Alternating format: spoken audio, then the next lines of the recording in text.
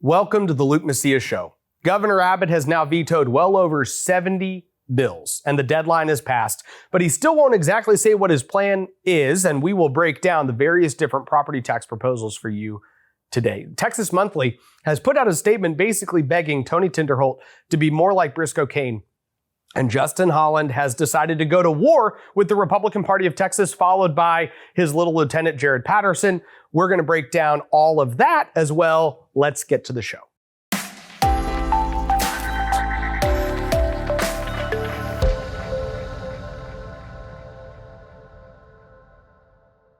We've now surpassed over 70 bills that Governor Abbott ultimately decided to veto. This was his way of applying pressure on the Senate and the House to pass legislation that he wants to become law.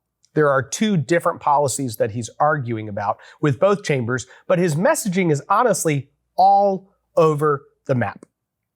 First, we'll talk about school choice. This is the one area where Governor Abbott has been consistent. He started the session saying, hey, I would like to see school choice legislation come forward. It is a priority of mine. It needs to happen. He went across the state to all these rural areas that people said, oh, well, these voters don't support school choice. We know from the ballot referendum that went on last March that they definitely support school choice. So Governor Abbott went to those districts and said, we need school choice.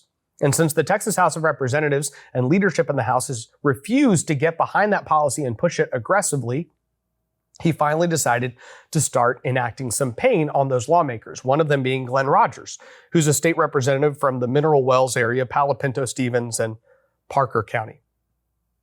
Glenn Rogers has prided himself on being somebody who gets along with leadership, unlike all those pesky conservatives. He's one of the most liberal Republicans in the legislature.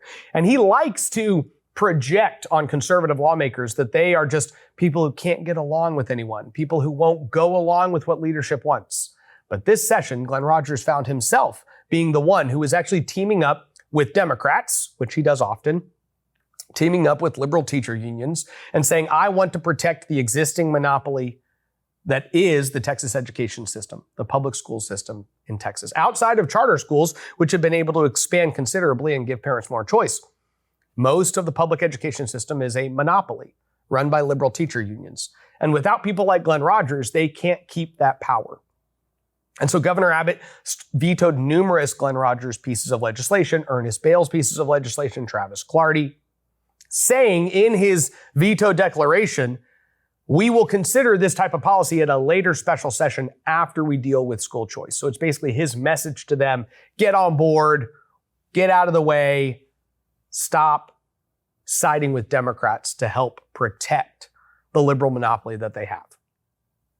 Now, secondarily, actually even primarily, because the governor really started targeting the Senate before he started targeting the House, he has targeted a lot of senators, including particularly Senator Paul Bettencourt, who has been the leading property tax reformer in the Senate.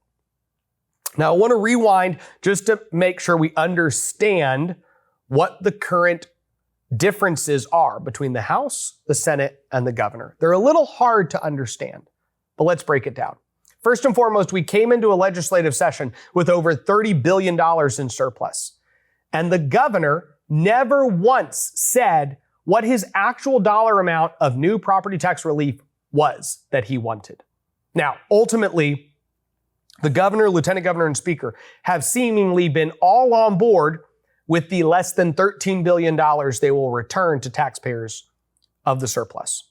So they grew government considerably, more than at any time in Texas history. We have the largest budget in Texas history. We have expanded government on almost every single level. But when it comes to property tax relief, they've left less than $13 billion to be divvied up through all property taxpayers. So all they're going to do is they're going to fund $5 billion of the existing compression they're giving. Just as a reminder of what compression is, it's essentially a check that the state writes to school districts, and then your property taxes are subsequently lowered. But $5 billion of what they're doing has already been compressed, meaning it's your current tax bill. If they don't write that $5 billion check, your current tax bill will go up automatically. And then what they're also delivering is less than $13 billion of new relief. The House pushed, Dade Phelan pushed appraisal cap reform. That's what he wanted, across the board appraisal cap reform. And the Senate pushed homestead exemptions as part of what they wanted for overall relief delivered to Texans. Now, ultimately, what Governor Abbott did was when he came into the special session, he decided, how about this? I'm not going to side with the House on appraisals, and I'm not going to side with the Senate on homesteads. I'm going to try to get kind of cute. I'm going to go all in on compression, which is a legitimate policy position. But what he wanted, where he got cute, was he tried to write the special session call as the only thing you can consider is property tax compression. He basically tried to write the bill in his special session call and tie the hands of the Senate and the House. Now, I will tell you, this is actually not a tool that the governor is afforded. He is given the ability to be the only one who can call the legislature back for a special session, but he can't write the bill in the call. So he can say, come back and deal with property tax relief. We need to deliver it to Texans.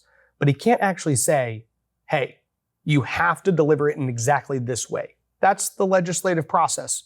So Dan Patrick has rightfully pushed back on that and said, no, the governor doesn't get to decide. Now, what Dade Phelan decided was, this is awesome, because it's at least not what Dan Patrick wanted. So I'm going to pass all compression and leave. So early on, Abbott basically decided, hey, that's what I'm going to push. So he was out there saying, pass an all compression bill, pass an all compression bill, pass an all compression bill. And then Dan Patrick said, look, I think that a homestead exemption should be part of the overall relief package. Now, I want to explain how this effectively works out. There is a bucket of school property taxes. It's $55 billion, okay? So $55 billion is what the state of Texas is currently collecting from all of us in the form of school property taxes. That's not your cities, counties, MUDs, PUDs, hospital districts, anything else. So of that $55 billion, what the governor said was, I want it all to be compression. You basically take all property and evenly push them down, okay? So if you have a $350,000 single family home or a $500,000 single family home, you'll get, on average, $700 of relief.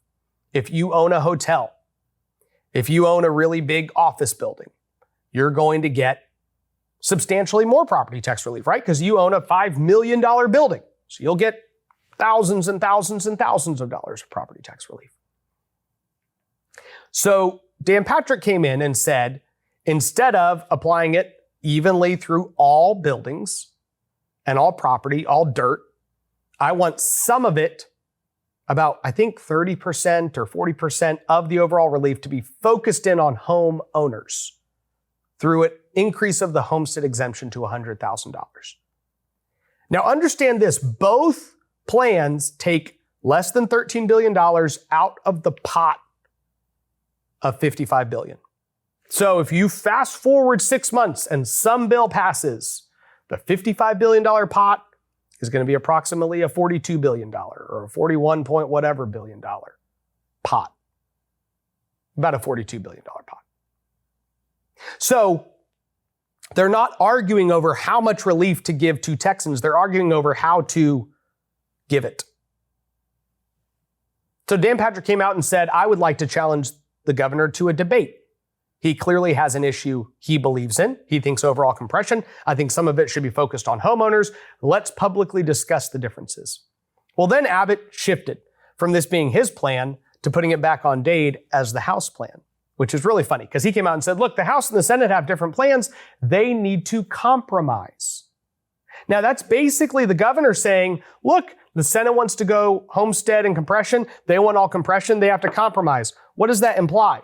There's going to be some homestead exemption increases and some compression increases. That's what it implies, but maybe not as much as Dan Patrick wants. Now, Tony Tinderholt actually tweeted about this just the other day. He literally said, Governor Abbott is asking us to compromise, but the House can't compromise if we won't even come to Austin. Dade needs to call us back so we can get to the work of finding a solution. There's tons of text going out. Look, I have friends on both sides of this discussion. Chairman Matt Rinaldi, Dan Patrick, other conservatives have said, hey, if we're only giving $12.6 billion out, then yes, we should focus more on actual homeowners because the average person who's getting literally taxed out of their home needs to get more relief. And then the other side, which is Texans for Fiscal Responsibility and Don Huffines and the Texas Public Policy Foundation, and at this point, Governor Abbott, who's, kind of temporarily joined that team, they've said, hey, we just want all compression across the board, evenly distributed. Sadly, we're not taking enough out of the bucket. And the governor, who's basically been tweeting, we need to get rid of property taxes, we need to get rid of property taxes, also just signed the budget. And we haven't exactly seen how much he line itemed. It looks like he might have line item vetoed like a handful of very small higher education programs. But other than that, it looks like the governor largely signed off on all the spending. So he is saying he wants to get rid of property taxes, but he's signing off on the budget that spends all the money and leaves just this little bit of money to actually deliver meaningful property tax relief to Texans. It's sad to watch, and the conflict is honestly getting more and more silly the longer it goes. By the way, for any of those of you who are in North Texas, you're very familiar with Chris Salcedo, some of you in Houston as well, who have heard his radio program for a very long time. Some of you might not know that Chris Salcedo has actually brought a podcast to Texas Scorecard. It's called The Salcedo Storm. It's gotten great feedback. We've gotten a ton of great feedback from a lot of Scorecard listeners, followers, subscribers who continue to get great information from Chris Salcedo. So if you're looking for somebody that has a national perspective. He's on Newsmax on a regular basis. He has his show on Newsmax. He has his podcast. He's talking to commentators and elected officials all across the nation on a regular basis, but he lives here in Texas. He cares about Texas. He cares about the future of where our state's going. And he's now coming to you on a regular basis through a podcast hosted here at Texas Scorecard. So if you haven't listened to the Salcedo Storm, I would encourage you to go there, follow along, see the kind of content it is. It's different than what I'm giving you. Okay. So you could listen to the Salcedo Storm and listen to Luke Macias show, and you'd be getting different information from a different perspective. But of course, both of us are very conservative Texans who care about the future of our state. So if you haven't checked that out yet, please go and check it out.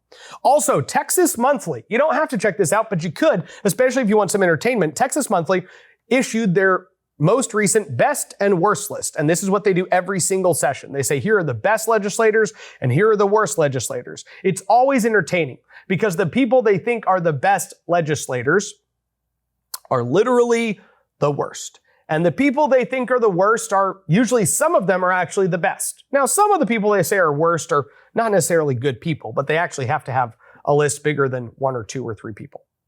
One of the people that they gave the worst legislator award to was Representative Tony Tinderholt. And the funny thing is, everyone saw this coming, but I love the write-up that they gave. So I'm going to just read some excerpts from their write-up. Why did Texas Monthly, this liberal publication, say Tony Tinderholt is one of the worst legislators? Let's see what they had to say.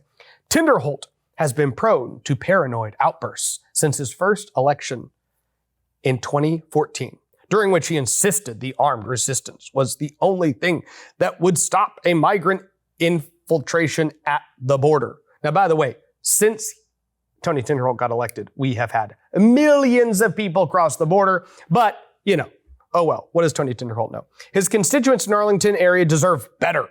So it was heartening in the 2021 session to see Tinderholt maturing, playing well with others, cracking jokes on the floor, making valuable contributions to debates.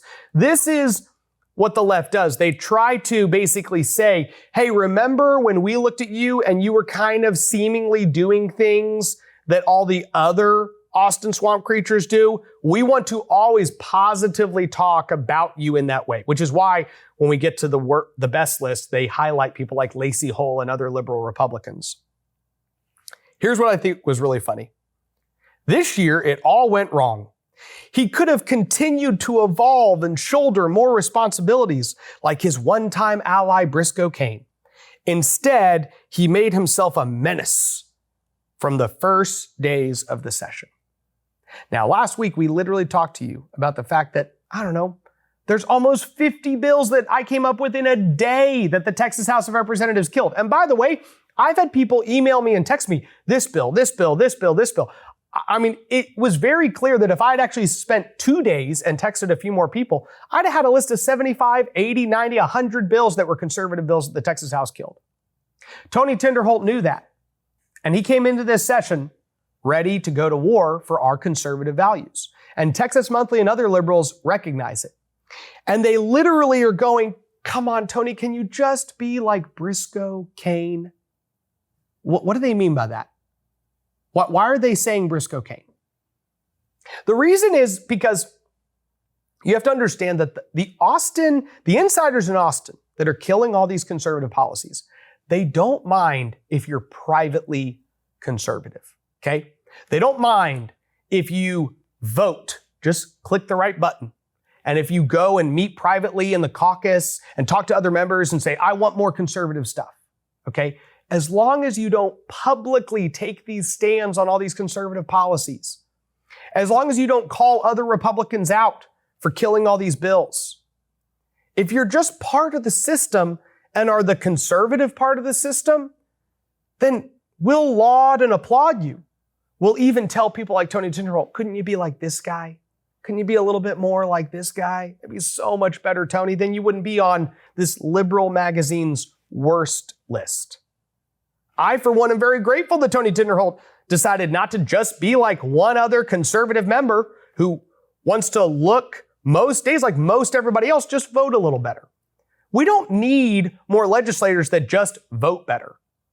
Did you know that the conservative policy that died, I talked to you about this last week, all the conservative bills that died, they died because they weren't voted on. If they had been voted on the House floor, that whole list I went through yesterday, would any of them failed? Would any of them have failed a vote on the House floor? No. The 10 Commandments, the other ESG legislation, the detransitioner protections, the one that said, hey, libraries, if you're going to host this sick, gross, perverted drag queen performance, even if it's not a sexual performance, like you don't get any taxpayer money, would any of those bills failed? No.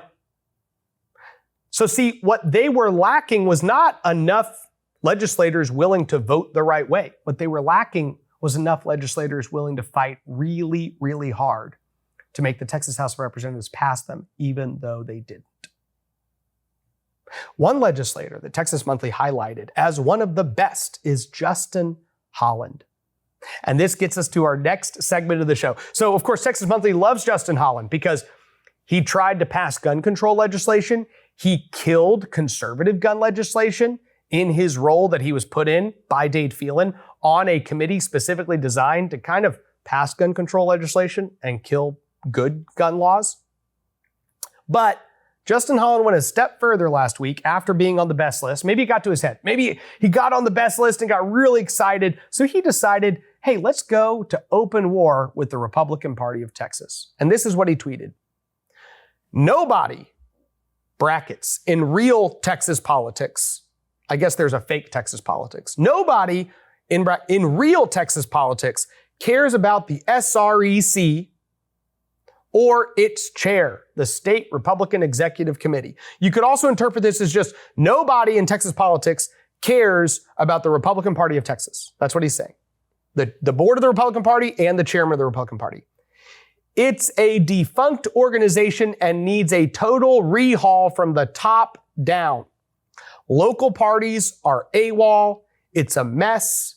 The good news is that they are all irrelevant and have no local or state respect. We can win without them. This is what Justin Holland thinks. This is his approach.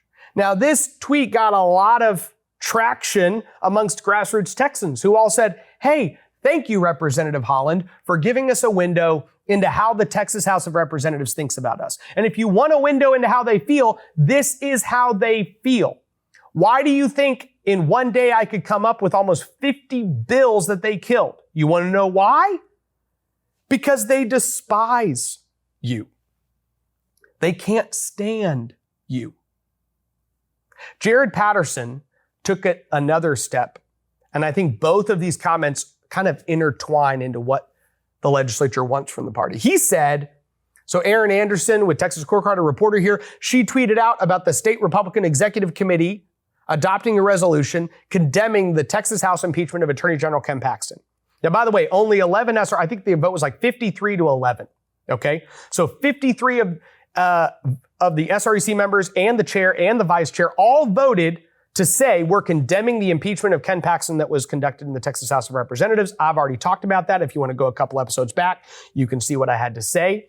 The important thing is that The reporting is simply saying, hey, all the SREC, the Republican Party of Texas, they don't like the impeachment of Ken Paxton. By the way, all these precinct chairs, Collin County unanimously passed opposition to the impeachment of Ken Paxton, even though the Republican elected, all the state representatives put out a joint statement trying to lock arms, kind of like, you can't come for all of us. All of us think Ken Paxton should be impeached. And you know what the precinct chairs said? Every single one of us think he shouldn't be impeached. Tarrant County passed a resolution with only a couple no votes. Parker County passed a resolution, even though Glenn Rogers sent in this long letter explaining why he voted to impeach Ken Paxton. So while the Republican Party of Texas is taking a position against the impeachment of Ken Paxton, here's what Jared Patterson tweets out. He says, dang, does this mean the state party won't spend the $0 helping Republican House members win elections like they've done in the past? Now, not only is that statement demonstrably false, here's the funny thing of what it portrays.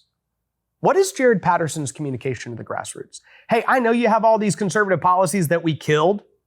I know we killed dozens of bills that would help detransitioners, that would secure the border, that would protect kids from getting indoctrinated in schools, that would stop teachers from grooming kids and talking about sexual identity and gender identity and sexual orientation and all this stuff.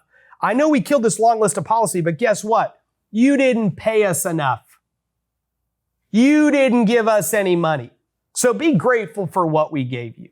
So while Justin Holland says, these guys are AWOL, Jared Patterson's saying, hey, you got what you paid for.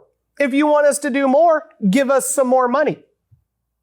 They can't stand the Republican Party of Texas because the Republican Party of Texas, under Chairman Matt Rinaldi, is not a cheerleading squad for elected officials. And that's what they want. They want a party that just cheerleads for them. They want a party that just says, hey, these guys are awesome. And then they want a party that goes out and raises money and then just gives it to them, whether they need it or not. Because you know what?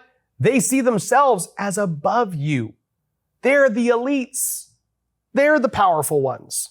They're the ones with the seat at the table. You're there to just kind of speak into it, and then they will decide what to do. And you better be grateful for what they do. Because by the way, you didn't give them as much money as all the lobby. So what are you complaining about? Justin Holland does have at least one primary opponent named Dennis London. This man ran last time and is running again. Rockwall County Young Republican Club. They literally already announced that they're hosting Matt Rinaldi to come speak at their next meeting. I've heard a lot of rumors about other people potentially running as well. The point is that the grassroots are very focused and they're tired of all of these politicians who continue to just pay lip service to them. They can't stand us. They can't stand you. They're frustrated that even though they passed a handful of good conservative policy, you're not content. You didn't give them enough money and you're expecting too much of them. That's the overall feel from the elected class. Now, I will tell you, just to let you know, there are two state representatives who came out with counter statements to Justin Holland. And I think it's worth at least recognizing this. Representative Brian Harrison first said, a new generation of fearless, liberty-loving conservatives willing to stand up for the freedom in the next generation are needed in every level of government. Going along to get along only serves the interests of selfish politicians, harming those they serve. I think that's a very clear and articulate position to take. Representative Tinderholt said, it's sad to see politicians attack the Texas GOP, which did more to advance GOP policy than I've ever seen in any session. Our state party is a model for the nation, and that is why liberal Republicans are attacking them. I, for one, am grateful for the grassroots. Brian Harrison also sent out a separate tweet that was specifically thanking the local Republicans in his area, saying, I'm proud to stand with those top-down Texas GOP activists, the GOP, Ellis County GOP, which is his largest county there in his district. And so, again, you at least had some conservatives coming out, basically countering the attacks of Jared Patterson and Justin Holland, showing the grassroots, like, there are some of us that actually care about you. There are some of us who actually want to work with you. And that's what we need. I know so many of you are very frustrated at this moment in time. And you know what? I'm with you. I'm pretty frustrated myself. But I'm also very encouraged. The reason these politicians are lashing out is because they went home and they tried to sell what they did and no one's buying it. and they're really ticked off. They're ticked off that they're realizing that their only way to maintain their power is to raise an ungodly amount of money and lie to their voters for 9 months. Now, by the way, statistically speaking, most of them should keep their jobs. Even if a lot of people run against them, even if money is spent against them, the vast majority of them should come back to Austin, because that's how it works once you're in there. But see, they want the waters to be calmer, and they're upset because all of you who are out there educating your friends, telling people what's going on, sending our podcast to people, the show we put out, the 48 bills that the Texas House killed, I mean, it went really well. And I was on email chains of other people emailing it out to their lists. I was getting texts. I got way more emails than normal, a lot of replies back to our email blast than we normally get. We get good feedback, and I really appreciate all of you who email back. I have gotten, I think, a lot better at responding to emails as they come in and things like that. But the reality is that over the last week, it has been overwhelming, the amount of information that has come in from people. It's very clear that y'all are doing the work needed to make sure that more and more Texans are educated. And I'll tell you, the incumbent Republicans that are back home are really sick and tired of the work you're doing. So they're lashing out. They're lashing out at their own party, the Republican Party of Texas. By the way, that's also something you should rejoice in. These guys aren't just lashing out at one local conservative group, which, by the way, if you're part of a local conservative group, I've told you, you should be. Those are really powerful. Be part of them and grow them and make them even more powerful. But their problem is that the same things that the local conservative group are saying is the same thing that the Republican Party of Texas is saying. So now they just have to attack the entire party. That's a victory. That's a testimony to the work that the grassroots have done to continue to grow our support within the GOP. And we're not going to stop. If you haven't been a delegate at a state convention, do it. Go to your precinct convention, go to your county convention, go to the state convention, be part of the 10 to 15,000 Republicans that come together and are actually part of making this party even more conservative. Because while the Texas House doesn't know what time it is, the Texas GOP does. May God bless you, and may God bless the great state of Texas. No ads, no paywalls, no government grants, and no corporate masters. Just real news for real Texans. This is Texas Scorecard.